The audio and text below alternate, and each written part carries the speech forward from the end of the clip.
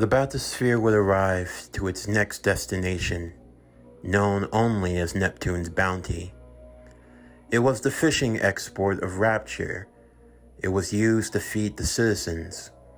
Since contact with the surface was forbidden, it also meant that acquiring of other certain forms of food in the form of meats such as chicken, beef, things of that nature, it was a lot harder to come by. But of course, for Andrew Ryan, they lived in an area surrounded by food, that being the sea life in and of itself. Of course, there were those who attempted to use these forms of business as a way of conducting illegal activities. Through his journey so far, the man with the metal arm was starting to piece together more and more about the history of Rapture, and more so about its downfall. And it all seemed to lead back to the tale of a man known only as Frank Fontaine. You could say that Fontaine was the arch rival to Andrew Ryan. For some, they thought that they were kindred spirits. They were two sides of the same coin to many. Two men with large egos, neither one willing to back down.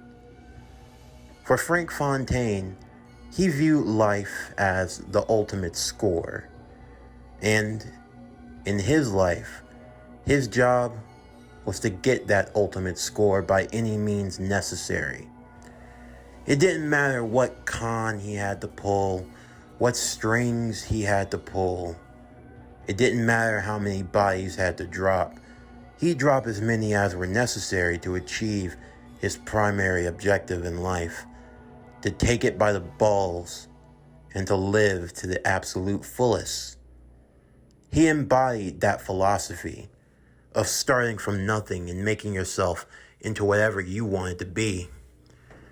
And for Frank Fontaine, Rapture was that opportunity.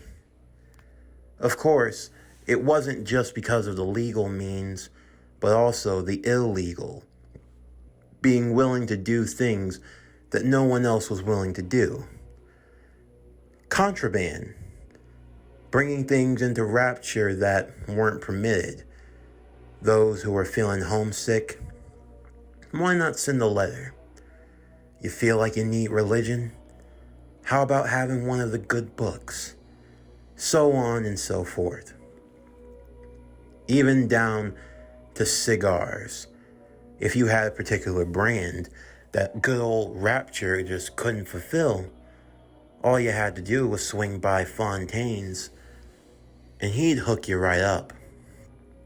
Of course, there were other activities that Fontaine was involved in. He was the leading pioneer in the plasmid business.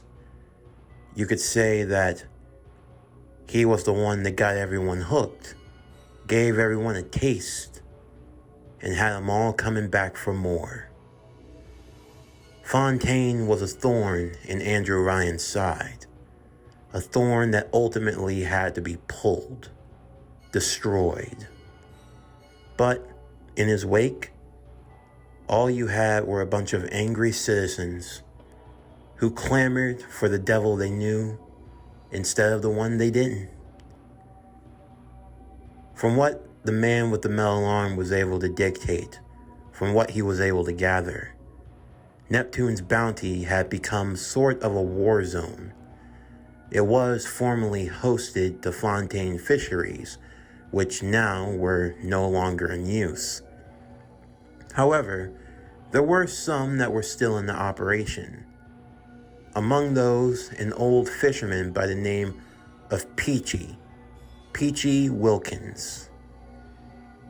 By chance, as he made his way through the icy underbelly of the fisheries, with the little sister known as Masha by his side, they took cover in hiding away. Masha would stay close to her newfound protector as they came across various Splicers and other doped up fiends, all looking for their next shot of Adam and more so tearing each other apart. They were just as much a threat to each other as they were him, from what he was able to gather. A few well-charged distractions here and there, and they were able to take each other out effectively. He fired a couple shots whenever needed, taking down gangs of thuggish splicers whenever possible. Before long, they would eventually find where the hideout was. Behind a barrack door, the slide hole would open as Pachy himself, one of the last few still remaining with his sanity, would answer it. "Ah, you, boyo. I've been hearing along the radio that you've been in contact with Atlas, trying to lead a crusade." "I'm just trying to get to Andrew Ryan. I was told that you may have a way to get there." "Trying to get through to the bathysphere down below, eh, sonny?" "Well, you might be new around these parts, but you should know one thing.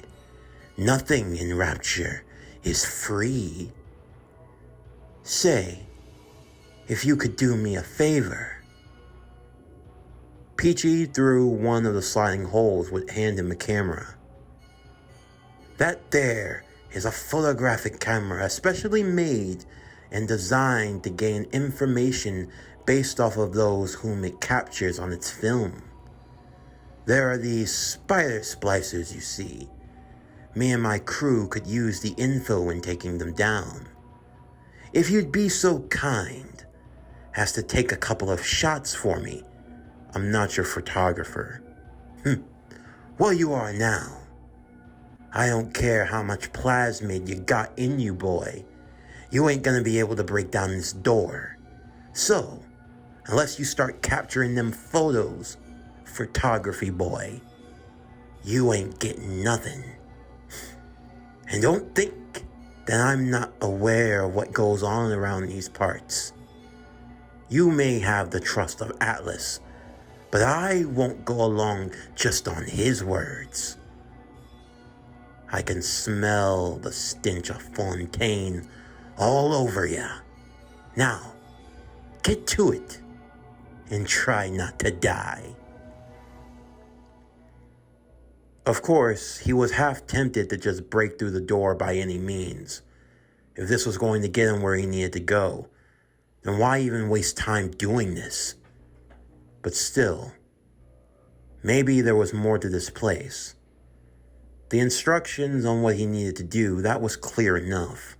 But still, whatever advantage he could use, the better. Andrew Ryan was the one that ran this establishment, the one he had to take down by any and all means. But there were still others. You see, following World War II, as the Allied forces defeated against the might of the Axis, in particular, the Nazi regime's science division known as Hydra, many of its scientists were left in a perplexed situation. Some faced the guillotine, others being taken in by other nations. Their science, their minds, their intellect could still be of some use. For them, this was not what they had envisioned. They believed that Hydra would be the new world power. They would far exceed anything that the former regime could be capable of, being led by their leader in the Red Skull, who unfortunately lost his life in his battle against then-known Captain America. That left a few of Hydra's bugs out there in the world, roaches scurrying for a place to hide. None of them more so than the scientist known as Arnim Zola, who found himself in the custody of the United States. In spite of everything he had done, the scientist could still be of some use. But even still, this wasn't what he wanted. He wanted a fresh start, by any and all means. And, as it just so happened, outside of his holding cell, he was given that offer. A man by the name of Sullivan approached his door. Zola was asleep in the middle of the night. When he came to the cell door, Sullivan, a man dressed in a fedora and a long trench coat, spoke. "Mr. Ryan has had his eyes on you for some time, Mr. Zola. He believes that your talents could be quite useful in his newly found endeavors." "What? Ryan?" "Yes, Mr. Andrew Ryan. He would like to make you an offer, a chance for a fresh start, a new beginning." "What do you mean, new beginning?"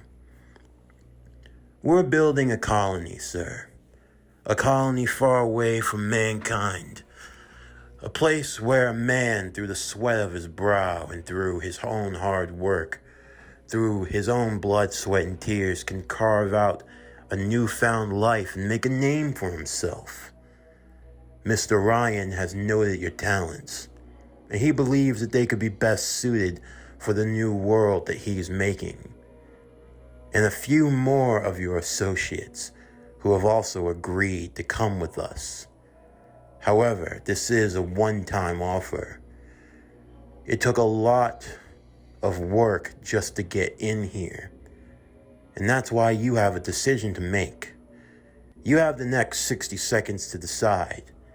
You can either start a new life, gain new freedom, or you can remain trapped here and be a puppet to the U.S. regime and whatever that holds. Time's ticking. Of course, for Zola, all of this was sudden. If the loss of the war, the loss of the Fuhrer, the loss of the commander in the skull was not bad enough, here he was being, well, strong-armed into making a rash decision. What the hell was this new colony that was being made? Of course, he was very much aware of who Andrew Ryan was. He was a rather particular mogul who Hydra had their eyes on, along with the likes of others such as Howard Stark. But unlike Stark, Ryan never showed this altruistic, patriotic side to him. He was more of a recluse, someone who might be able to flip sides if given enough incentive. 30 seconds, Mr. Zola. What was he going to do? What decision could he possibly make at a time like this? It was tempting, very tempting. 15 seconds. All right. I will go with you. Please, just get me out of here. Excellent choice. But just so we're clear, you know that once you leave, you can never come back. That's fine. That's fine with me. Just take me away. The cell door would open, Sullivan pulling out Zola, two others behind him taking in what appeared to be a body in a knapsack. They tied it to a hanging hook that was on the roof of his cell. It was going to look like he had taken his own life. Don't worry. This will be able to get you out of a pinch. We'll make sure to have your death certificate signed, and your body, Sullivan would use air quotes, will be dropped at the bottom of the sea, your new home. He didn't elaborate any further, only giving Zola a new change of clothes and telling him to follow him and to not draw any attention. Under the cover of night, in the midst of a heavy rainstorm, they exited the private facility that was in an undisclosed location.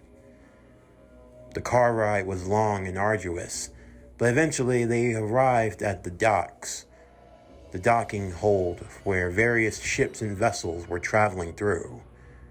And before long, Zola found himself in the city of Rapture, along with a few other keen scientists from the Hydra regime. Among them A young woman, Dr. Tenenbaum. Of course, he had known her for her work. In fact, she had even helped in the commission of a few key developments. Why she was here, he had no idea. But still, it was nice to see a familiar face. And then there was another one, a quack by the name of Dr. Suchan. He was an arrogant piece of work, always acting like everything he knew was just the right course of action. In fact, Zola didn't take too kindly to the way that Dr. Suchan would treat Tenenbaum. But all the same, there was one thing that he would never forget. The day that he shook hands with the man himself. I am Andrew Ryan, and I welcome you to your new abode, Dr. Zola. And that was how the partnership was formed. It was crazy to think that after all these years, for everything that had happened, Zola now found himself in the situation he was in now. He watched from his room, monitoring each screen, the cameras that lied all over Rapture, capturing every moment. Even capturing the works of the man with the metal arm himself. Upon closer inspection, he couldn't believe it. Why was he here? Who in the hell could have activated him? It left the doctor with many questions. It couldn't have been a coincidence. The sleeper agent had been awoken and was here in Rapture. That wasn't done by chance. But still, what could his quest possibly be? The doctor had his focus so tied up in the exploits of the man with the metal arm, the one known as the Winter Soldier. But even so, he knew of its true identity, of who that man really was. Sergeant Buchanan Bonds, the said friend of the famed American hero, Captain America, aka Steve Rogers, the one that nearly crippled Hydra. For Zola, he and the few others that had come to Rapture believed that it was a chance for Hydra to have a new start, that it would be the opportunity for them to potentially take over, to rebuild from the ground up even stronger. However, there were those that had their own plans and ideas. And even for Mr. Zola himself, he lived with the constant reminder of what trying to portray Andrew Ryan brought. He watched from his humble abode, a metal man made entirely of circuits and wires, reduced to being nothing more but a screen in the center chest. For outside the great halls that led to the office of Andrew Ryan himself, hung up on pikes, were the bodies of those who foolishly tried to cross the founder, and the body of Arnim Zola were among them. In the meantime, the man with the metal arm did battle against the spider splicers, getting the pictures that were needed. Of course, fighting was a lot easier said than done, especially when having to deal with a little stowaway following you at every which turn. Although it wasn't just the splicers that he had to face, there were also big daddies even in this area, accompanied by other little sisters. Of course, it wasn't as if he were going out of his way to pick a fight with them, but when the big daddies happened to see that little Masha was following behind a rather dangerous-looking individual, it led them to spring into action. And it led him to a lot of unnecessary combat. Taking down a big daddy was a lot easier said than done. In a way, he had to actually give those Splicers credit that actually managed to take down the one that was accompanying Masha. It led him to be curious, wondering just how much force did it take for all of them just to bring down one. Well, during his exploits, it wouldn't take him long to find out. Everywhere he traveled, Masha was following close behind, much to his chagrin. Of course, he wasn't the only one on this level with his little sister. He ended up coming across 3 other Big Daddies, each one being accompanied by a little sister of their own. However, whenever they saw him, and with little Masha close to his side, they went into a violent rage. Mainly because, for them, anyone next to a little sister was viewed as a threat, say if they weren't a Big Daddy themselves, and they attempted to take his life. They were difficult to defeat, but not impossible. Although, one difficulty when it came to defeating the Big Daddies was that it left in their wake a little sister that was all to themselves. Although, surprisingly enough, he found that he had the ability to cure them of their affliction, to absorb whatever it was that made them what they were in the first place. From there, the girls would thank him politely before scurrying off to a specially made hole in the wall. They were all across the various places of rapture, some with blood stains, as if those had tried to squeeze and crawl in, but they were built just big enough for the little sisters to get through.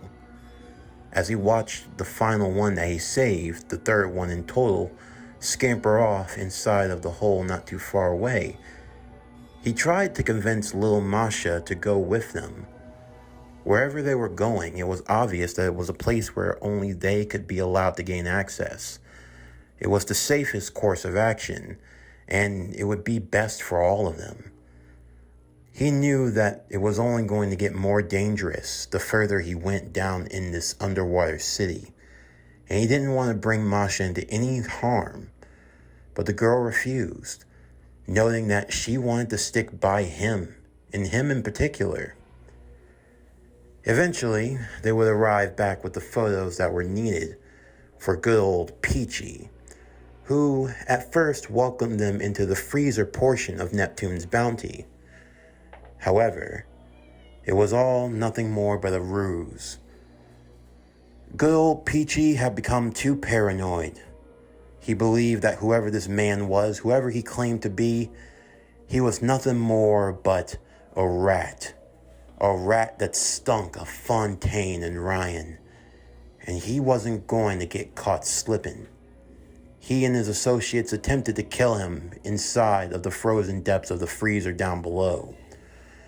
Even worse was the fact that they had all the weapons that he had brought with him to that point locked away in storage, meaning that he had to go through, in the near blindness of the frozen fogs of the inner freezers, using the plasmids that he had gained along the way.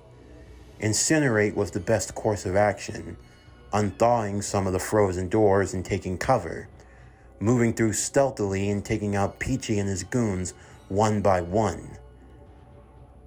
There was finally a camera that had gotten hold of his face in full, getting a full view of him before alerting the security bots.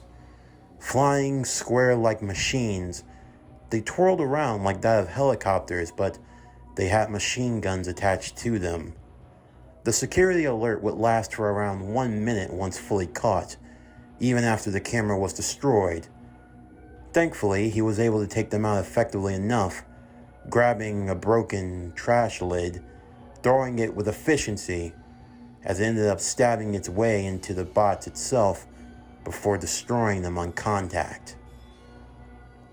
Thankfully enough, he would find the cache where his weapons had been locked, eventually freeing them and taking hold, making sure that he re-upped on any supplies he might needed.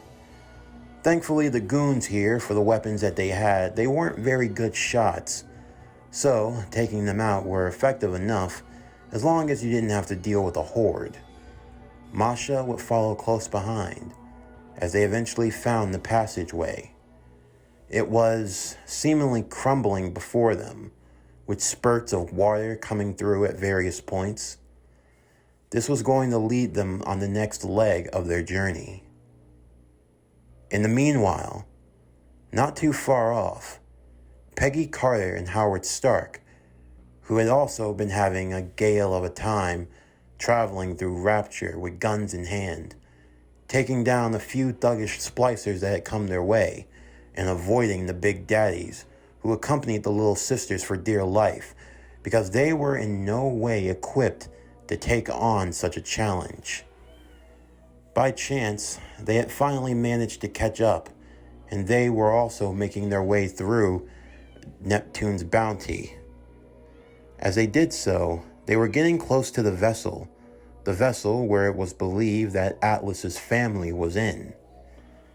At around the same time, the man with the metal arm, he too was also within that vicinity.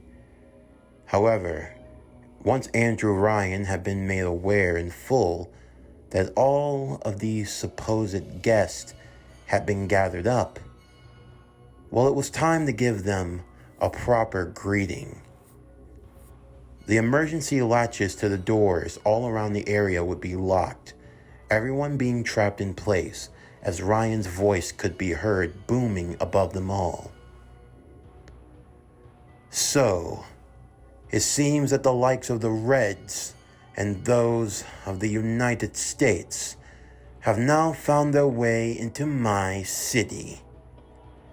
Was this your prophetic calling card, Atlas? The call a would-be assassin, a woman with no right to her own merit, and an inferior intellectual in the likes of Howard Stark? Yeah, long time no see, pal. Indeed. So do tell, how do you like my accommodations of what I've created? I think you're insane, that's what I think, Howard would yell. And you're not going to get away with this. If you've got any dignity, you'd turn yourself in. You'd stop all of this nonsense. Don't you think you've killed enough people? If you only knew how far I've gone. And unlike you, I, being a man of true merit, I can go even further. Multiple splicers would start to attack them, as the bathysphere that was said to house Atlas's family would be destroyed. Peggy could hear through the radio that she carried the sounds of his cries of desperation, the loss of his wife, of his son Patrick. The shutter doors would open as hordes of splicers would come charging through, all under the control of Ryan. Both Peggy and Howard would stand back to back as they shot off at the enemies who came charging through. The man with the metal arm would pick Masha up into his arm and hand as he went fighting through the horde, all of them desperately making their way to the bathysphere. For Atlas in question, the only thing he could do was provide sanctuary for both Howard and Peggy. He was going to bring them to the fortress where he and his resistance were huddled up. It was all in vain, but still, he had to show them some form of thanks for what they had tried to do, at least. However, as the two converging parties made their way to the bathysphere, the metal-armed man had managed to get there first, so he got first dibs. As he arrived, he could hear the voices of both Peggy and Howard as they came running up the rear, not too far behind. It wasn't too far off that the thuggish splicers were still all hot on their trails. The only thing they knew was that they needed to get the hell out of there fast as possible. However, as they came up to the bathysphere and they saw the man getting ready to enter in with the young girl in his arms, both of them holding to their guns, they called out to him, asking who he was, with their guns trained, ready to take the shot. However, even in the dimly lit area, as they got a closer look at the man in question, Neither one of them could believe who they were seeing right now. It was said that Rapture was a city of ghosts, and that it wasn't uncommon to see them walking about. But nothing could have prepared them for the man standing before them. Because the man that they were looking at was a man that shouldn't have even been alive. It was Bucky. Bucky Barnes. But what was he doing here in Rapture of all places? Peggy would immediately call out his name. However, he would instantly shoot back at the both of them as they ducked for cover, while he entered into the bathysphere, along with little Masha, as it set course to the next leg, that being Arcadia. For both Peggy and Howard, neither one of them knew how to take what they had seen. That was without a shadow of a doubt. They knew who that was, but still, what was he doing here? Why was Bucky Barnes in Rapture? For now, they didn't have time to ponder those questions. The next bathysphere was ready and the Splicers were on their tail. Atlas would radio in to the two of them, telling them that he was going to be sending them the coordinates for his private hideout.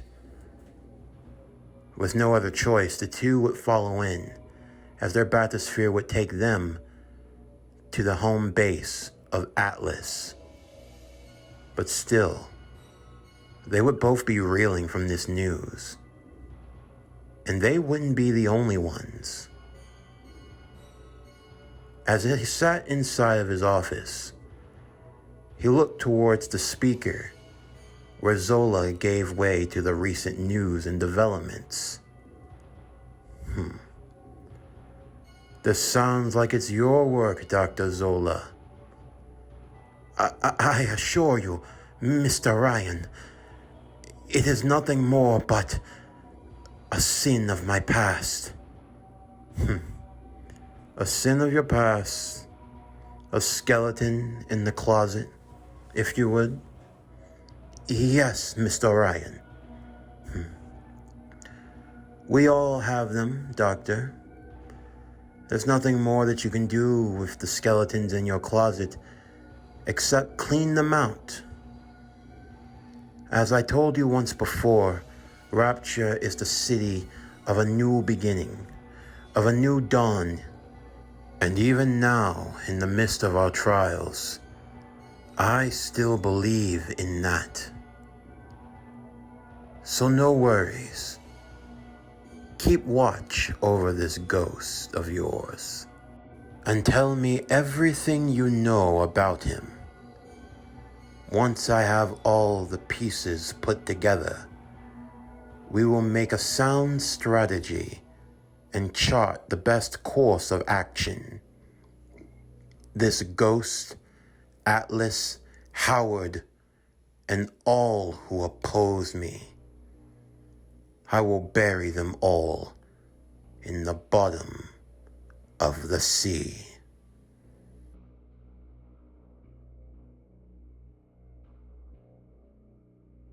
This concludes BioShock Secret Empire. What if the Winter Soldier was in BioShock? Part 2. As always, if you enjoyed today's video, then please don't forget to like, comment, subscribe, share, and hit that bell for post notifications so you can stay up to date on everything that is PowerCore Productions and Podcastings that has to come out now and in the future. Stay tuned tomorrow evening as we'll continue with BioShock Secret Empire. What if the Winter Soldier was in BioShock? Part 3. But anyway, that's going to do it for the end of today's video. I'm Javon Harrington with PowerCore Productions and Podcastings, signing off, and I'll see you next time.